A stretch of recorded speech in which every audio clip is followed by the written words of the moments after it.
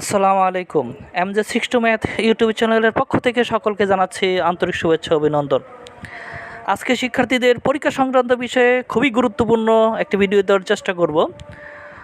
চলমান এসএসসি আলিম এবং ষষ্ঠ থেকে নবম শ্রেণী পর্যন্ত ষান্মাসিক পরীক্ষা 2024 এর ভবিষ্যৎ কী হবে? পরীক্ষাগুলো কি আসলেই শেষ পর্যন্ত হবে? আর আদৌ যদি পরীক্ষা না হয়, অর্থাৎ শেষ পর্যন্ত যদি ওই পরীক্ষাগুলো না চালানো যায়, তাহলে ফলাফল কীভাবে দেওয়া হবে? এ সংক্রান্ত বিষয়ে উত্তর খোঁজার চেষ্টা করব। সুতরাং ভিডিওটি না টেনে শেষ পর্যন্ত মনোযোগ দিয়ে দেখে আপনার মূল্যবান মতামত পেশ করুন। গত মাসের 18 তারিখ থেকে বন্ধ হয়ে যায় শিক্ষা প্রতিষ্ঠান। ঘোষণা করা হয় অনির্দিষ্টকালের জন্য শিক্ষা প্রতিষ্ঠান বন্ধ থাকিবে, পরবর্তী নির্দেশ না দেওয়া পর্যন্ত প্রতিষ্ঠান খুলবে না। আর এখনও তা বলবৎ রয়েছে।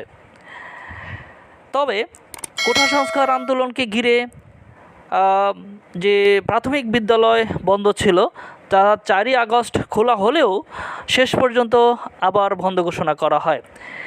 এদিকে আবার এইচএসসি ও সমমানের স্থগিত হওয়া পরীক্ষার নতুন সময়সূচি প্রকাশ করা হয়েছে। নতুন সময়সূচি অনুযায়ী 11ই আগস্ট থেকে 5ই সেপ্টেম্বর স্থগিত হওয়া পরীক্ষাগুলো অনুষ্ঠিত হবে। বৃহস্পতিবার 1 জুলাই ঢাকা মাধ্যমিক ও উচ্চ মাধ্যমিক শিক্ষা বোর্ড এ সময়সূচি প্রকাশ করে। আর এটি তাদের নিজস্ব ওয়েবসাইটে এই সময়সূচিটি পরীক্ষা রুটিনটি দেওয়া আছে। আর এ পরীক্ষাটি আদৌ চালানো যাবে কিনা, এই পরীক্ষাটা আসলেই শেষ পর্যন্ত চালানো যাবে কিনা নির্দিষ্ট সময়ের মধ্যে, তা নিয়ে বিভিন্ন সন্দেহ রয়েছে। কোটা সংস্কার আন্দোলনে হতাহতের ঘটনার বিবেচনায় এবং গ্রেফতার সহপাঠীদের মুক্তির দাবিতে চলমান এইচএসসি সংশ্লিষ্ট পরীক্ষাগুলোই না বসার ঘোষণা দিয়েছে দেশের অর্ধশতাধিক কলেজ মাদ্রাসার শিক্ষার্থীরা। তারা বলছে, একজন এইচএসসি পরীক্ষার্থীও যদি কারারুদ্ধ থাকে তাহলে তারা পরীক্ষায় বসবে না। গত বুধবার থেকে কলেজগুলো 2024 বেসের শিক্ষার্থীদের পক্ষ থেকে গণমাধ্যমে এ সংক্রান্ত একাধিক বিবৃতি পাঠানো হয়। এছাড়া শিক্ষার্থীরা নিজেদের ফেসবুক আইডি, গ্রুপ ও পেজে তারা শেয়ার করে। বিবৃতিদাতাদের মধ্যে Notre Dame college, Dhaka college, ideal school and college, Tejgaon college, Viqarunnisa Noon school and college, Dhaka city college, Dhaka residential model college, BF Shaheen college, Rajuk Uttara model college, Shamsul Haque Khan school and college, Kushtia police line school and college, Halishahar cantonment public school and college, Bakalia সরকারি college Chittagong, Joypurhat সরকারি college, Chittagong সরকারি model college, Vrindavan সরকারি college Sylhet, Barishal সরকারি model school and college, Dhunat সরকারি degree college Rajshahi, Kishoreganj সরকারি মহিলা কলেজের শিক্ষার্থীরা রয়েছে। মাদ্রাসার মধ্যে রয়েছে দারুল উলুম কামিল মাদ্রাসা চট্টগ্রাম, দারুন নাজাত সিদ্দিকিয়া কামিল মাদ্রাসা, টুমচর ইসলামিয়া কামিল মাদ্রাসা লক্ষ্মীপুর।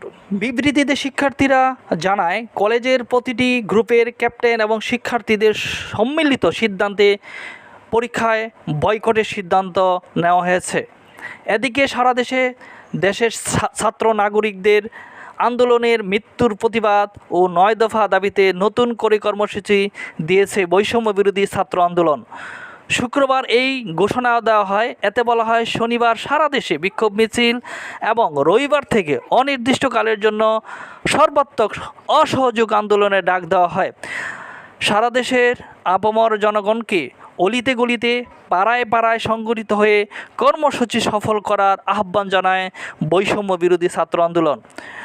কোটা সংস্কার আন্দোলনে শিক্ষার্থীদের উপর গুলিবর্ষণের প্রতিবাদে বিক্ষোভ করছে কওমি মাদ্রাসার শিক্ষার্থীরাও। মিছিলটি বায়তুল মোকাররমের পল্টন থেকে শাহবাগে পৌঁছলে মিছিলটি আটকে দেয় পুলিশ। শুক্রবার 2রা আগস্ট বায়তুল মোকাররম মসজিদের জুমার নামাজ শেষে এ বিক্ষোভে অংশ নেয় তারা। অবশেষে সরকার পতনের 1 দফা দাবিও ঘোষণা করা হয়েছে।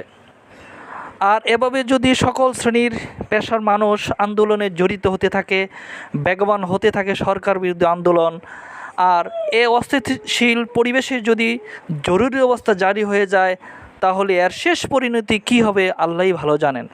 এদিকে সরকার যদি আরও কঠোর হয়, যদি সেনাবাহিনী জনগণের বিপক্ষে অবস্থান নেয়, তাহলে প্রাণহানির সংখ্যা অনেক বেড়ে যাবে, সৃষ্টি হতে পারে গৃহযুদ্ধের। ফলে দেশের তৈরি হবে স্মরণকালের কুৎসিত ও নৃশংস এক ইতিহাস।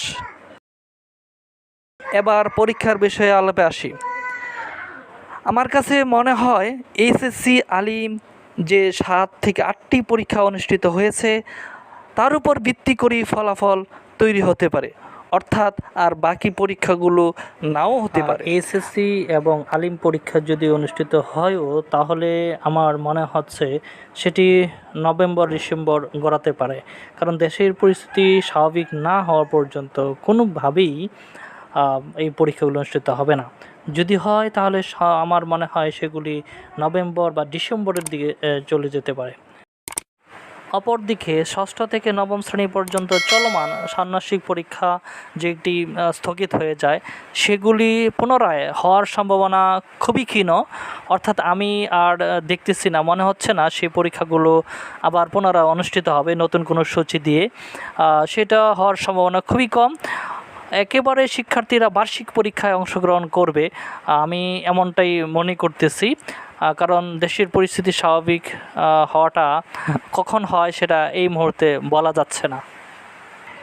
এখন শুধু দেখার পালা কী হয়। তবে আমি আশা করি আমাদের এই সোনার বাংলাদেশ আবার শান্তিতে ভরে উঠবে, শিক্ষার্থীরা আনন্দঘন পরিবেশে শিক্ষা প্রতিষ্ঠানে প্রবেশ করবে, মুখরিত হবে স্কুল, কলেজ, মাদ্রাসা, ইউনিভার্সিটি। প্রত্যাশা রেখে এখানে শেষ করলাম।